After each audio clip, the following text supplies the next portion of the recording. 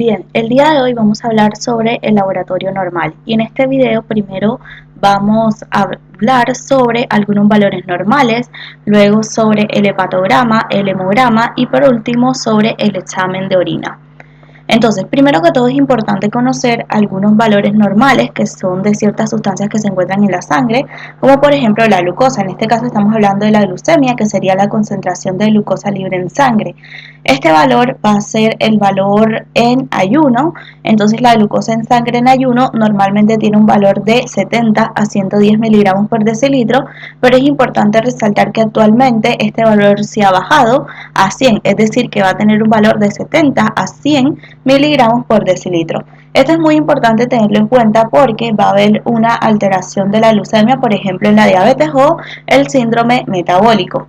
Tenemos la urea y la creatinina. La urea tiene un valor de 70 a 40 miligramos por decilitro, la creatinina de 0.4 a 1.2 miligramos por decilitro, aunque en otras bibliografías se menciona que la creatinina tiene un valor normal de 0.8 a 1.2 miligramos por decilitro. Estos dos valores, o sea el de la urea y de la creatinina, son importantes. ¿Por qué? Porque me indican la función renal, o sea, cuando hay un aumento, por ejemplo, de la urea y de la creatinina, eso me estaría indicando la presencia de falla renal. Luego tenemos el colesterol total, que tiene un valor de 140 a 200 miligramos por decilitro, la LDL colesterol, que tiene un valor de 0 a 140 miligramos por decilitro, la HDL colesterol, que tiene un valor de 35 a 85 miligramos por decilitro, y los triglicéridos, que tienen un valor de 40 a 150 miligramos por decilitro. Entonces, a todos estos elementos, es decir, el colesterol total, LDL, HDL y triglicéridos, a ese conjunto de elementos se le va a estar llamando perfil lipídico. Entonces, cuando hay una alteración del perfil lipídico, es decir, que por ejemplo el colesterol total está aumentado, los triglicéridos está aumentado, la LDL está aumentada y la HDL está disminuida, se habla de una alteración que es la dislipidemia. La dislipidemia es importante tenerla en cuenta. ¿Por qué? Porque es un indicador de enfermedad cardiovascular. Y bueno, por último tenemos otro valor que es el ácido úrico, que normalmente es de 2.4 a 6 miligramos por decilitro. Bien, ahora vamos a hablar del hepatograma. Entonces, el hepatograma lo que hace es que nos permite analizar el funcionamiento del hígado. Recordemos que obviamente estos son valores en sangre. Entonces, dentro del hepatograma podemos destacar la bilirrubina total, que tiene un valor de 0 a 1,2 miligramos por decilitro, pero hay bibliografías que mencionan que la bilirrubina total tiene un valor de 0,3 a 1,2 miligramos por decilitro. Tenemos la bilirrubina no conjugada o indirecta, que tiene un valor de 0 a 1 miligramo por decilitro, y la bilirrubina conjugada o directa, que tiene un valor de 0 a 0,2 miligramos por decilitro. Entonces tenemos que tener en cuenta que lo que se mide en el laboratorio son dos cosas, es la bilirrubina total y la bilirrubina conjugada o directa. Entonces, tenemos que saber que si nosotros queremos saber cuál es el valor de la bilirrubina no conjugada o indirecta, lo que podemos hacer es que a la bilirrubina total le vamos a restar el valor de la bilirrubina conjugada y de esa manera vamos a obtener el valor de la bilirrubina no conjugada. Entonces, tenemos que saber que la alteración de estos valores produce el síndrome histérico, o sea, ya estaríamos hablando de la ictericia. Otros valores que es importante tenerlo en cuenta en el hepatograma son las transaminasas. Entonces las transaminasas son dos. Tenemos la aspartato aminotransferasa, que se abrevia a SAT o GOT, que tiene un valor de 10 a 35 unidades internacionales por litro, y tenemos la alanino aminotransferasa, que se abrevia como ALAT o GTP, que tiene un valor de 9 a 43 unidades internacionales por litro. Pero bueno, para recordar esto podemos decir que las transaminasas tienen que tener un valor menor a 50 unidades internacionales por litro, o sea, eso se consideraría como lo normal. Entonces, hay que destacar que el aumento de las transaminasas me indicarían una injuria hepática, es decir, que hay lesión hepática. Otros valores son la fosfatasa alcalina, que tiene un valor normal de 80 a 300 unidades internacionales por litro. Tenemos la gamma glutamil transpeptidasa, que tiene un valor de 70 a 50 unidades internacionales por litro. Y tenemos la 5 nucleotidasa, que tiene un valor de 2 a 16 unidades internacionales por litro. Entonces, a estas tres se les llama enzimas de colestasis. O sea, se llama así, ¿por qué? Porque me indican una colestasis. Recordemos que colestasis es la extrusión biliar, o la extrusión poshepática. Hay otro valor que es la de la colinesterasa, que tiene normalmente un valor de 3.500 a 11.400 unidades internacionales por litro, que estas me indican reserva funcional hepática. Es decir, por ejemplo, si hay una injuria hepática, si hay una lesión hepática, obviamente la reserva funcional hepática va a estar disminuida. Entonces, por ejemplo, si nosotros tenemos un paciente que tiene ictericia, obviamente ese paciente va a tener aumentada la bilirrubina total. O sea, después se verá si es no conjugada, conjugada o ambas. Pero lo importante es que va a estar aumentada la bilirrubina total y por eso es que ese paciente tiene ictericia. Pero si aparte de tener aumentada la bilirrubina total tiene un aumento de las transaminasas, que recordemos que yo había dicho que el aumento de las transaminasas lo que hace es que me indican injuria hepática, eso me estaría dando la idea a mí de que la ictericia que tiene ese paciente se produce o se estaría produciendo por un mecanismo hepático. Ahora, si ese paciente tiene un valor normal o levemente aumentado de las transaminasas, y además está aumentada las enzimas de colestasis, ¿qué me indicaría eso? Bueno, eso me indicaría que hay que estudiar la vía biliar. ¿Por qué? Porque esa ictericia podría estar causada por una obstrucción en la vía biliar. Y bueno, también tenemos otros valores que hacen parte del hepatograma, que son por ejemplo la amilasa, que tiene un valor de 0 a 220 unidades internacionales por litro, que esta es característica más que todo en la pancreatitis, pero también puede ser o puede estar elevada por alguna patología ginecológica. Tenemos la CPK, la CPKMB y la LDH. Bien, ahora vamos a hablar del hemograma completo. Bien, cuando nosotros hablamos del hemograma completo tenemos que saber que este se divide en dos. Tenemos la serie roja y la serie blanca. La serie roja, obviamente en este caso vamos a hablar de los glóbulos rojos, la hemoglobina, el hematocrito, el BCM, HCM, CHCM. Y cuando hablamos de la serie blanca, ya en este caso estamos hablando de los glóbulos blancos o leucocitos. Luego tenemos otros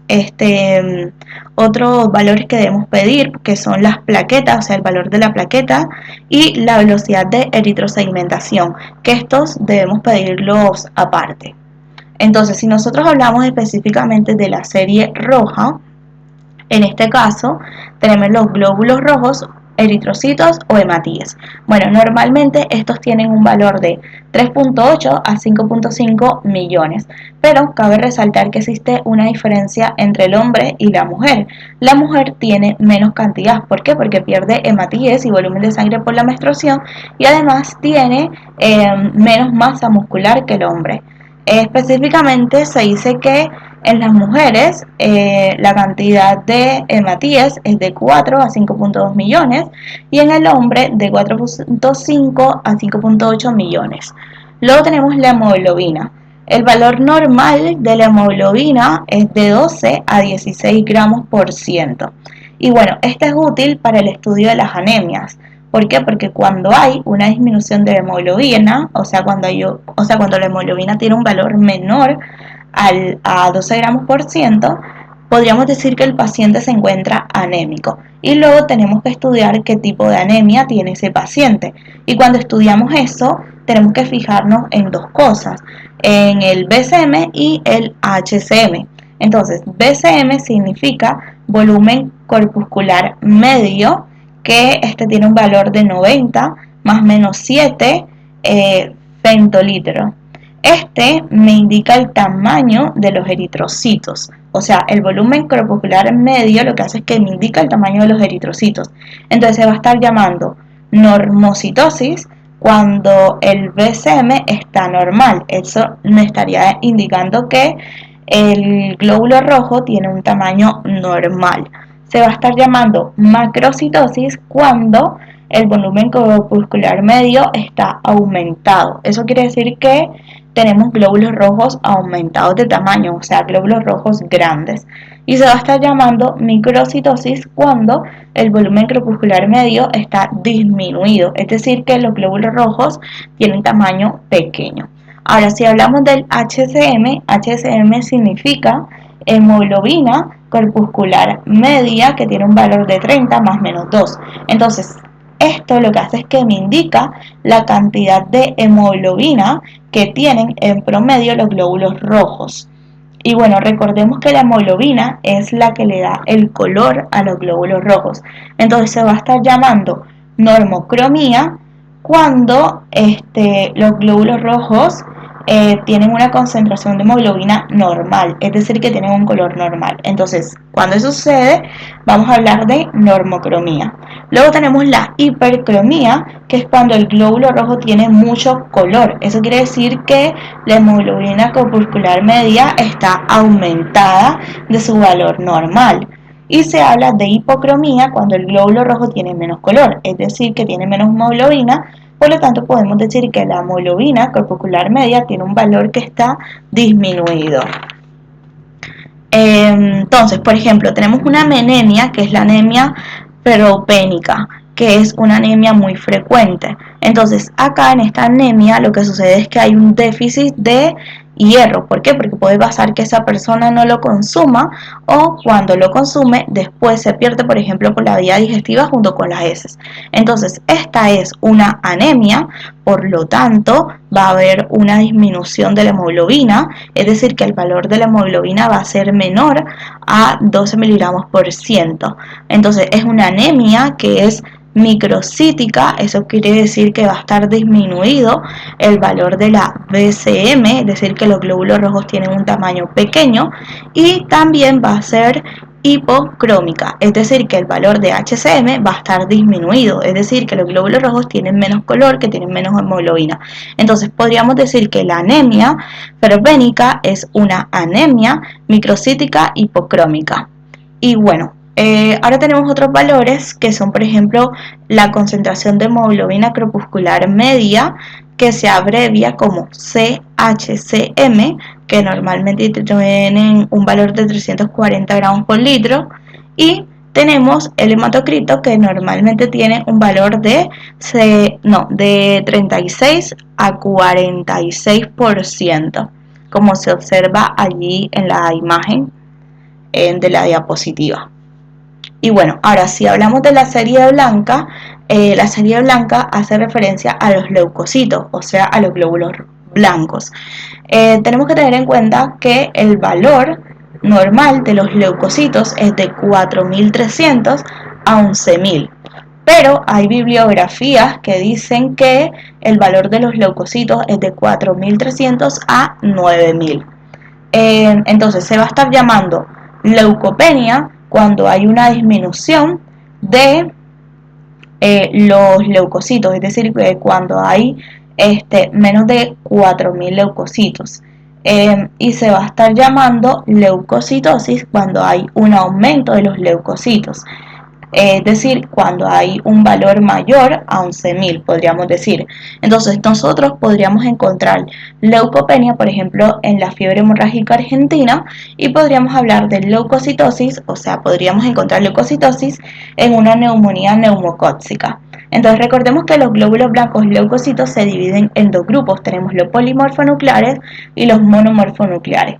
A los polimorfonucleares también se les llama granulocitos, y en este caso vamos a hablar del neutrófilo, eosinófilo y basófilo, Y dentro del grupo de los monomorfonucleares, que también se les llama a granulocitos, ubicamos a los leucocitos y los monocitos.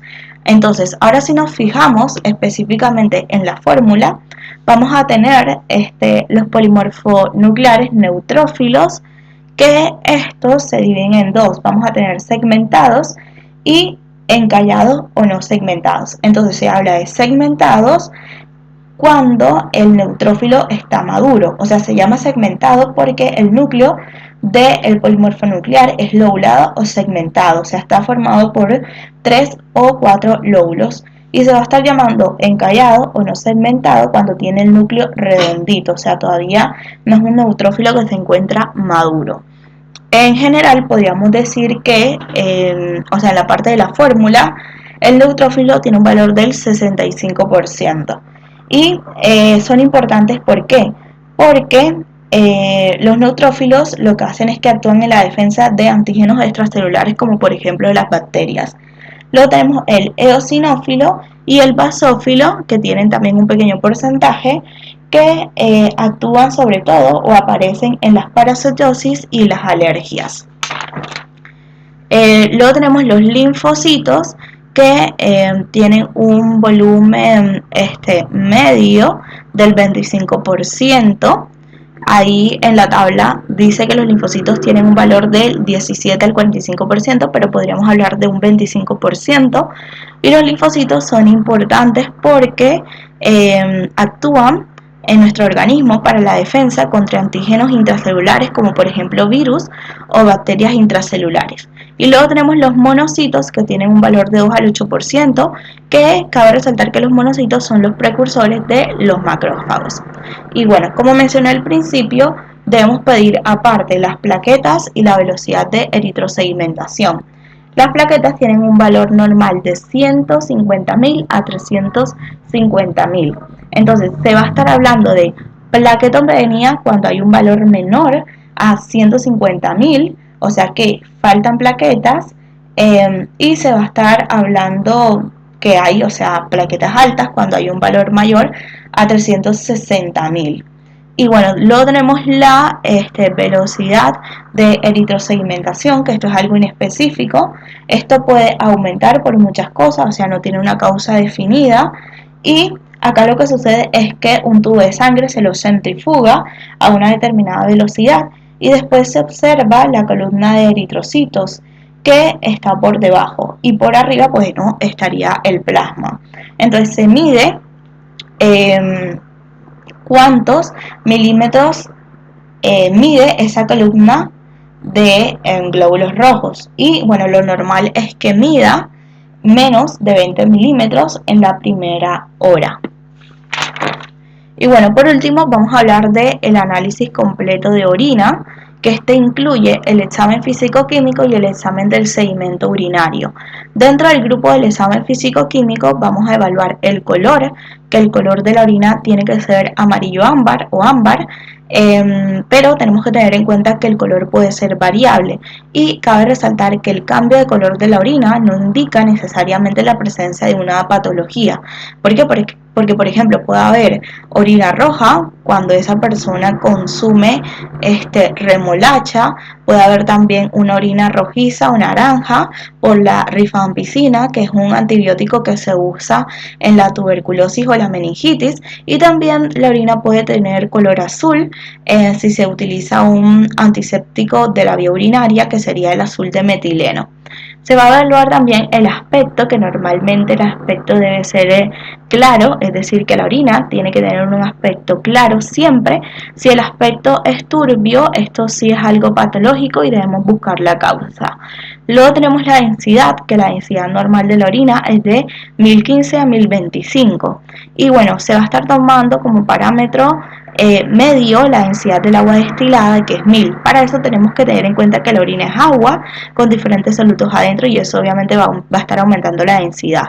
Y la densidad lo que hace es que me indica que tan bien o mal está concentrando el riñón. Luego tenemos el pH, que el pH normal de la orina es 6, es decir, que la orina normalmente es una orina ácida. pero hay bibliografías que mencionan que el pH normal de la orina se maneja en un rango de 4.5 a 8 con una media de 6.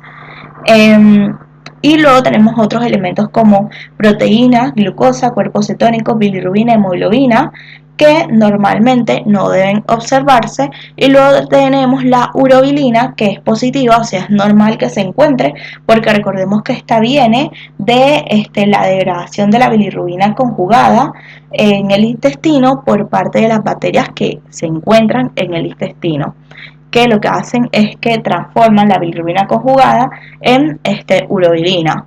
Y bueno, luego tenemos el examen del sedimento urinario, que en este caso vamos a hablar de leucocitos, glóbulos rojos o hematíes, cilindros, células epiteliales, cristales, piocitos, bacterias, mucus. Estos elementos normalmente no tienen que estar en la orina.